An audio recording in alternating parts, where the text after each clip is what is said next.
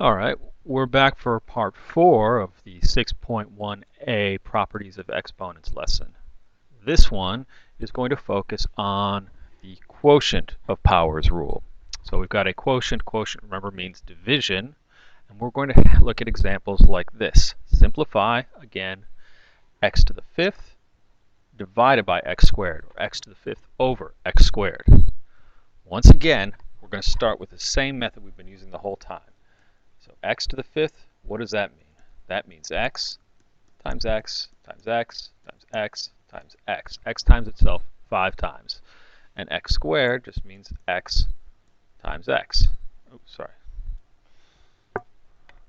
There we go. X times x.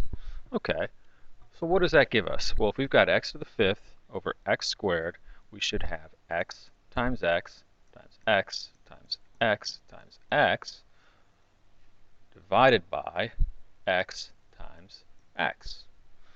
Okay, well, you know from this, we know in general that anytime I have something divided by itself, that's equal to 1.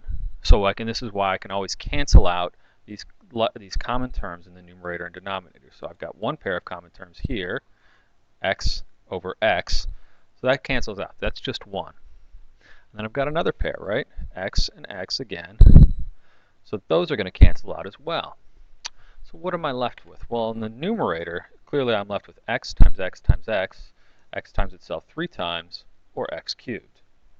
In the denominator, what am I left with? Well, you might first think, well, I'm left with 0, but that's no good for a number of reasons, the most important of which is it's not correct.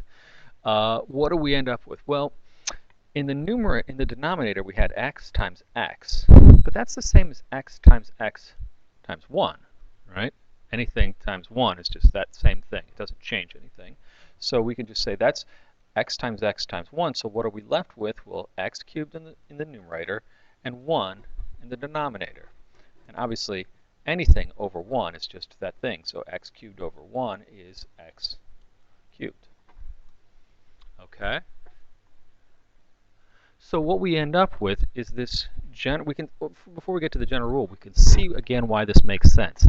Anytime we have something, a quotient of powers, x to some power divided by x to some other power, we can think of that as all of the x's in the numerator lined out in a row, x, x, and so on, and then all the x's in the denominator in a row.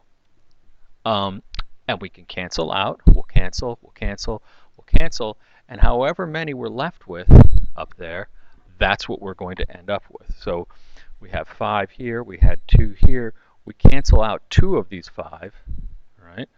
And we're left with what? 3. So what's the operation that we're doing? Well, we're taking 5 and subtracting 2 to get 3. And that gives us our general rule. X to the m divided by x to the n is going to equal x to the m minus n power. All right, let's try it in practice. Pretty straightforward. X to the 7th over x to the 4th, well, that's going to be x to the 7 minus 4 power. That's what our rule says to do, right? Take the numerator power and subtract the power of the denominator. And 7 minus 4 is 3. That's what we end up with, x to the 3rd power.